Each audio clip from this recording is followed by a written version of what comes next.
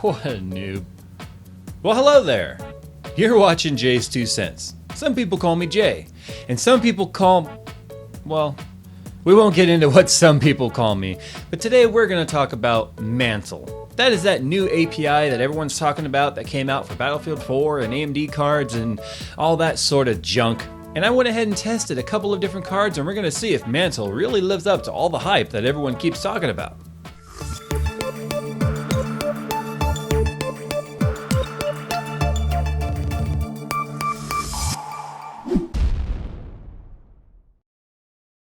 Let's go ahead and talk about what Mantle is. Mantle is an API that was developed on the AMD platform specifically for GCN architecture cards. But not all GCN architecture cards.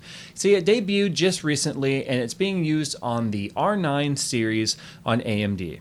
Now that's the 290X, the 290, the 280X, the 280, the 270X, the 270. You kind of see where we're going with this. But it is going to be available on many 7000 series cards. In fact, from what I understand, it's already usable on the 7000 series. Now, when it comes to Mantle, is it strictly an AMD API or can anybody use it? Well, it is open source, but it's going to be up to the developers of both games and the card manufacturers, aka AMD and NVIDIA, to actually make use of this new API. But more importantly, how is Mantle interfaced with the graphics card?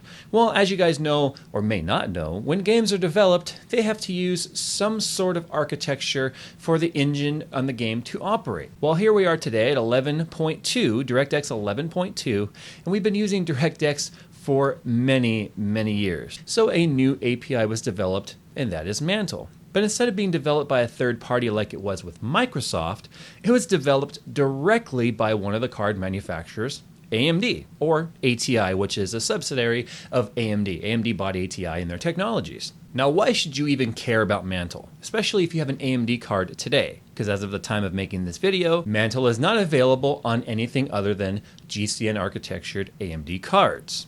Well, you should care because quite honestly, it has everything to do with how your CPU and your GPU interact with each other. You've always heard of the term bottlenecking. And bottlenecking is one of those things that has scared a lot of first-time and even second, third, or even some novice builders who are concerned about trying to eliminate that bottleneck in their system. Typically, the bottleneck happens to be the CPU because it can't handle all of the processes being sent to it by the graphics processing unit, the GPU, aka the video card.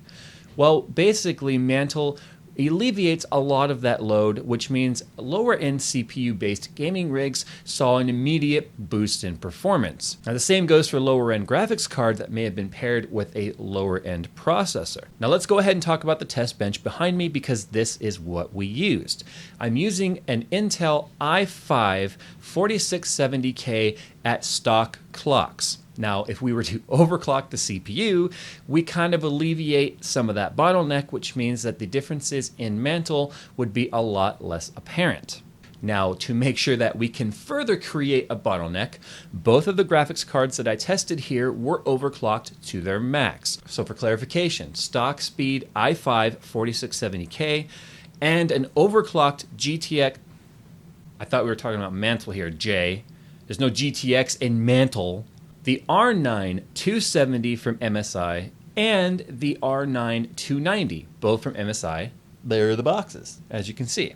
Both are the gaming edition cards with their aftermarket coolers. So that meant that we could bump up the overclock even farther than if they had been reference models, further creating a bottleneck. Or that's kind of what we're going for. Or we're looking to see if maybe there is no bottleneck. Now let's go ahead and talk about my results and how I came to those results. The results, that is. How I came to the results. This is a very clean show. We're going to keep it that way. I used the FRAPS, frames per second benchmark utility, which will record the frames per second over a 60-second duration, giving me a minimum, a maximum, and an average frames per second. I then did that test 5 times during the Parcel Storm map, 64-player ultimate preset, and then took the average of the 5 averages. So that's how I came up to these results. Now first up, we have the R9 270 from MSI. That is the overclocked version that I overclocked even farther to 1150 megahertz. It's a pretty good overclocking card. And with the 13.12 drivers, which is not Mantle, I got 54.39 frames per second average at 1080p. Now, by doing nothing more, changing no settings, the same map, in fact, the exact same server, I loaded up the beta 14.1 Mantle drivers, and I got an average of, using the same methodology I just described, are you ready for this? 62.53 average frames per second for a 15% frames per second increase on the R9 270. That is pretty amazing, considering that was 15% extra performance by doing nothing but installing a free driver. Now, how did it do on the R9 290? Well, if you guys follow on Twitter, you know I was having a hell of a time getting the driver to work right. Finally got Catalyst to cooperate and stop trying to run Catalyst with 13.12 and 14.1 on top of it. It was just being really weird. With the R7, it was perfect.